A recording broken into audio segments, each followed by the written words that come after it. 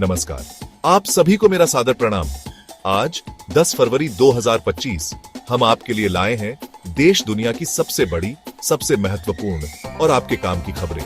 इस वीडियो में हम हर खबर को विस्तार से आपके सामने पेश करेंगे, तो कृपया वीडियो को शुरू से अंत तक ध्यान से देखें, क्योंकि यह वीडियो बहुत खास होने वाला है। लेकिन उससे पहले मेरा आपसे एक निवेदन है, अगर आपने अभी तक इस वीडियो को लाइक नहीं किया है तो कृपया लाइक का बटन दबा दें। तो चलिए बिना देरी किए बढ़ते हैं हमारी पहली बड़ी खबर की तरफ।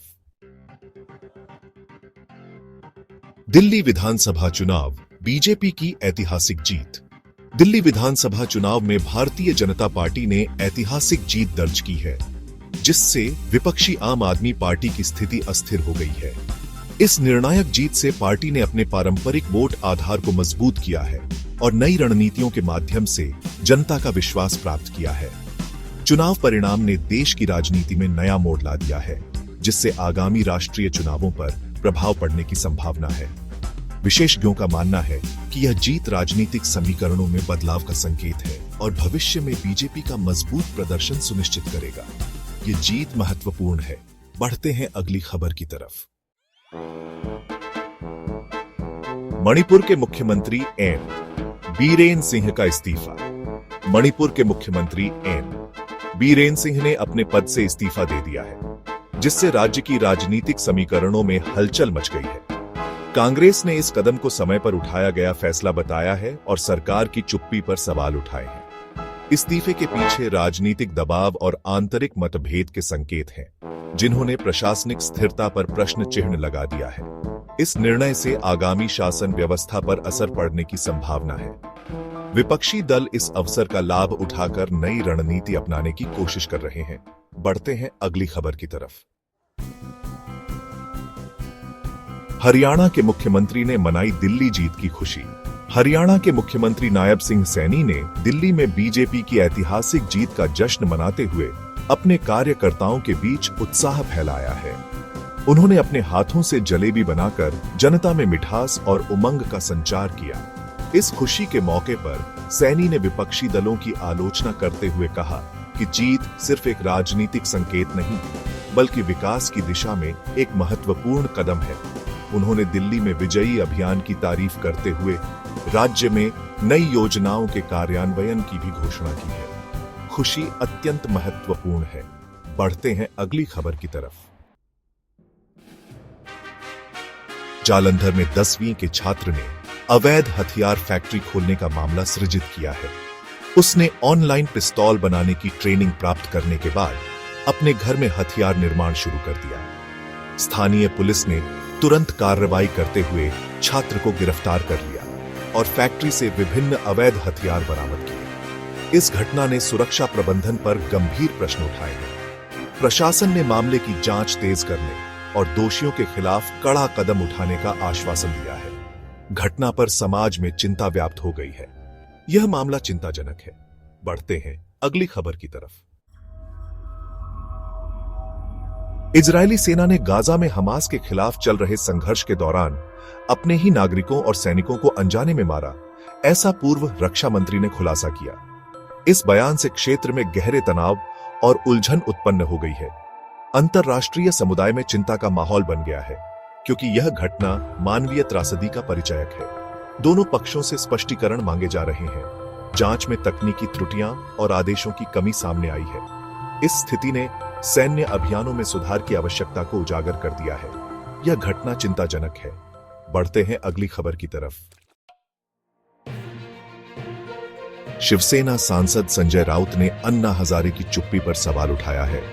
उन्होंने आरोप लगाया कि अनंतिम राजनीतिक परिस्थितियों में अरविंद केजरीवाल और अन्य नेताओं द्वारा मोदी सरकार के भ्रष्टाचार पर कोई सटीक प्रतिक्रिया नहीं दी जा रही। राउत ने यह भी कहा कि लोकतंत्र में खुली चर्चा और आलोचना आवश्यक है, ताकि शासन में पारदर्शिता बनी रहे। इस बयान से राजनीतिक विमर्श में गर्मी आ गई है। विपक्षी दलों ने भी इस मुद्दे पर ध्यान केंद्रित करने की मांग की है, जिससे जनता में सवाल उठने लगे हैं। यह मुद्दा गंभीर चिंताओं को जन्म दे रहा है। बढ़ते हैं अगली खबर की तरफ। वंदे भारत एक्सप्रेस भागलपुर रूट पर नई ट्रेन की उम्मीद। प्रधानमंत्री नरेंद्र मोदी के भागलपुर दौरे के दौरान वंदे भारत एक्सप्रेस के नए रूट पर नई ट्रेन शुरू करने की उम्मीद जताई गई है। रेलवे अधिकारियों ने बताया कि इस योजना के अंतर्गत यात्रियों को उन्नत सुविधाओं से युक्त सेवा प्रदान की जाएगी। नई ट्रेन से क्षेत्र में यातायात व्यवस्था में सुधार होने की संभावना है और आर्थिक विकास में भी सकारात्मक योगदान मिलेगा।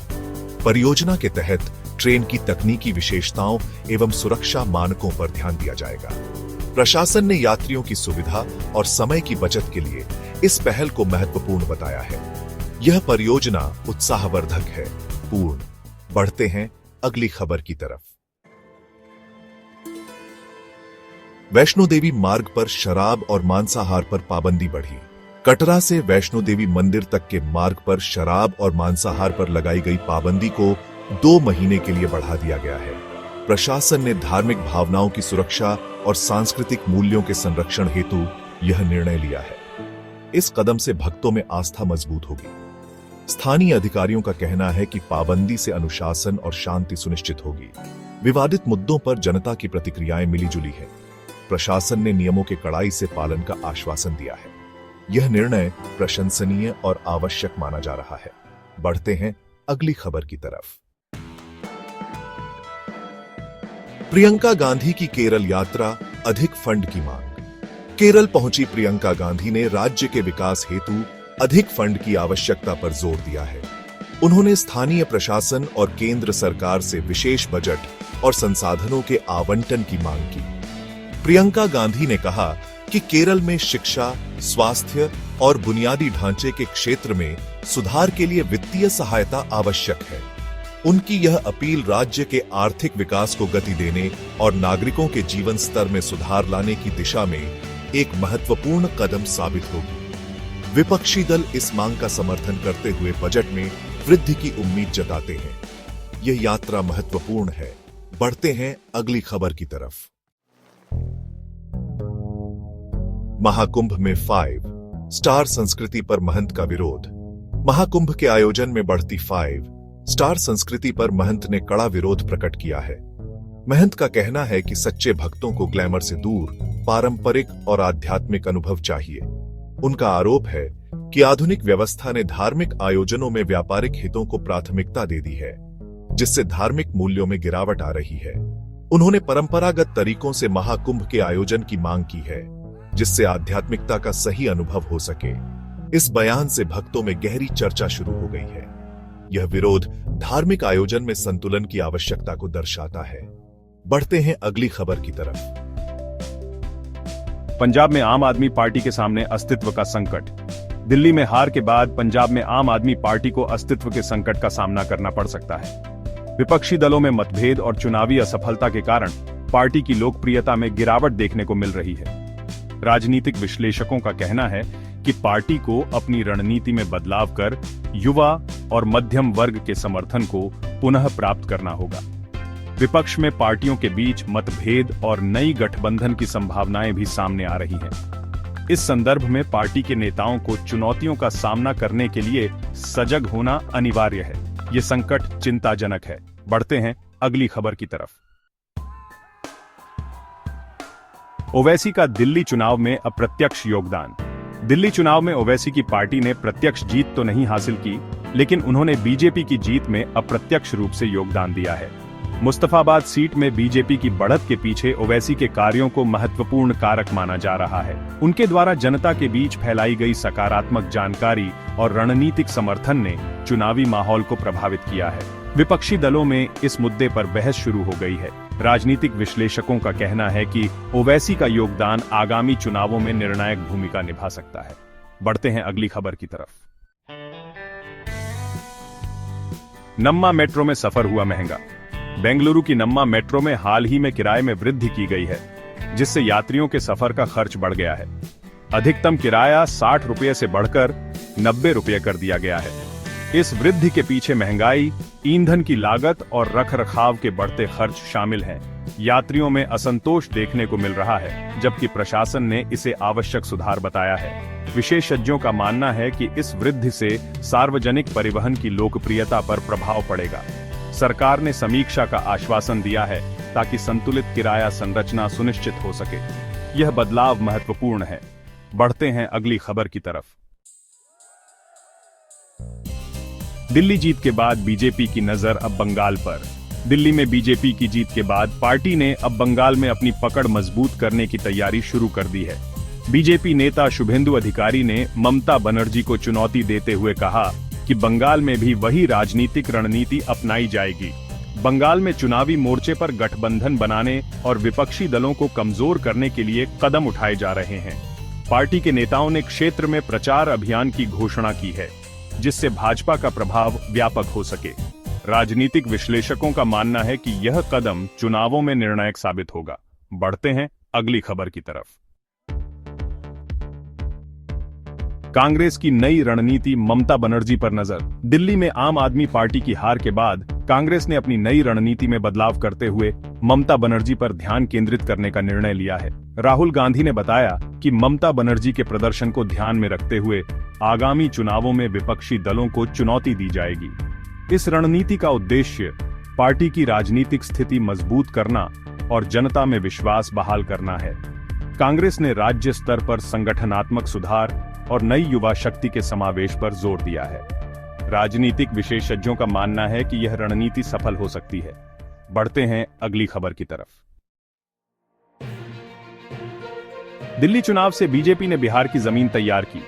दिल्ली चुनाव में बीजेपी की सफलता के बाद पार्टी ने बिहार में भी अपनी मजबूत पकड़ बनाने की तैयारी कर ली है। केंद्रीय मंत्रियों और पार्टी के वरिष्ठ नेताओं को बिहार के विभिन्न विधानसभा क्षेत्रों में जिम्मेदारी सौंप दी गई है। इस रणनीति के तहत चुनावी प्रचार, संगठनात्मक सुधार और स्थानीय मुद्दों पर विशेष ध्यान दिया जाएगा। बीजेपी का उद्देश्य बिहार में विपक्षी दलों को कमजोर कर जनता का विश्वास जीतना है। राजनीतिक विश्लेषकों का कहना है कि यह कदम पार्टी की राष्ट्रीय रणनीति का हिस्सा है। बढ़ते हैं अगली खबर की तरफ। छत्तीसगढ़ में माओवादी मुठभेड़, 31 नक्सली और 2 पुलिसकर्मी मारे गए। छत्तीसगढ़ के इंद्रावती क्षेत्र के घने जंगलों में सुरक्षा बलों और माओवादी नक्सलियों के बीच मुठभेड़ हुई है, जिसमें 31 संदिग्ध नक्सली और 2 पुलिसकर्मी मारे गए हैं। खुफिया जानकारी पर आधारित इस अभियान में भारी मात्रा में हथियार और गोला बारूद बरामद किए गए हैं। सुरक्षा अधिकारियों ने घटना को इस वर्ष की सबसे बड़ी मुठभेड़ बताते हुए मामले की विस्तृत जांच का आदेश दिया है। इस घटना से क्षेत्रीय सुरक्षा व्यवस्था पर गंभीर सवाल उठे हैं। स्थानीय प्रशासन ने नागरिकों को सतर्क रहने की सलाह दी है। यह मुठभेड़ सुरक्षा व्यवस्था में सुधार की आवश्यकता को स्पष्ट करती है। बढ़ते हैं अगली खबर की तरफ। रोहित शर्मा के शानदार शतक से भारत ने वनडे सीरीज जीती। कटक में खेले गए दूसरे एकदिवसीय मैच में भारत ने इंग्लैंड को 4 विकेट से हराकर वनडे सीरीज जीती है। इंग्लैंड ने पहले बल्लेबाजी करते हुए 304 रन बनाए, जिसमें बेन डकेट और जो रूट का महत्वपूर्ण योगदान था। जवाब में रोहित शर्मा ने 119 रन का शतक लगाते हुए मैच का दबदबा कायम किया। उनकी इस बेहतरीन पारी ने भारतीय टीम को निर्णायक बढ़त दिलाई और सीरीज जीतने में महत्वपूर्ण भूमिका निभाई। मैच के दौरान दर्शकों ने रोमांच और उत्साह का अनुभव किया। इस जीत ने भारतीय क्रिकेट की प्रतिष्ठा को और मजबूत कर दिया है। बढ़ते हैं अगली खबर की तरफ। दलाई लामा के बड़े भाई ग्यालो थोंडुप का 97 वर्ष की आयु में निधन। तिब्बती निर्वासित सरकार के अध्यक्ष दलाई लामा के बड़े भाई ग्यालो थोंडुप का 97 वर्ष की आयु में कलिम्पोंग, भारत में निधन हो गया है। ग्यालो थोंडुप ने तिब्बती मुद्दे पर वार्ताओं में हिस्सा लिया और मंच पर तिब्बती स्वायत्तता के पक्ष में काम किया। उनके निधन से तिब्बती समुदाय में शोक की लहर दौड़ गई है। विभिन्न देशों के नेताओं ने उनके योगदान की सराहना की है। प्रशासन ने मामले की जांच जारी रखी है और निधन के कारणों का विश्लेषण किया जा रहा है। यह घटना तिब्बती इतिहास में एक महत्वपूर्ण मोड़ साबित होगी। यह खबर दुखद है। बढ़ते हैं अगली खबर की तरफ। स्टेट बैंक ऑफ इंडिया ने 5,000 करोड़ रुपए के परपेचुअल बॉन्ड जारी करने की योजना बनाई। State bank of India (SBI) ने परपेचुअल बॉन्ड जारी करने की योजना बनाई है, जिसके माध्यम से लगभग 5,000 करोड़ रुपए जुटाने का प्रयास किया जाएगा। इस निर्गम के तहत अतिरिक्त टियर आई बॉन्ड जारी किए जाएंगे, जिनमें कॉल विकल्प शामिल हो सकते हैं। बैंक का उद्देश्य वित्तीय मजबूती बढ़ाना और बाजार में निवेशकों का विश्वास बनाए रखना है। इस कदम से बैंक के पूंजी आधार में सुधार होने की उम्मीद है और आर्थिक सुधार में योगदान मिलेगा। बाजार विशेषज्ञों का मानना है कि यह पहल एसबीआई की दीर्घकालिक वित्तीय रणनीति का हिस्सा है। यह निर्गम महत्वपूर्ण वित्तीय कदम है। कैसी लगी आपको ये सारी खबरें? मुझे कमेंट्स में जरूर बताएं। अगर वीडियो अच्छा लगा हो तो इसे लाइक कीजिए, और अगर आपने अभी तक हमारे चैनल को सब्सक्राइब नहीं किया है तो कृपया सब्सक्राइब करें। साथ ही घंटी के निशान को दबाना न भूलें ताकि आपको हमारी हर नई वीडियो का नोटिफिकेशन सबसे पहले मिले। मैं फिर मिलूंगा ऐसी ही अच्छी और खास खबरों के साथ। तब तक के लिए जय श्री राम, जय हिंद, वंदे मातरम।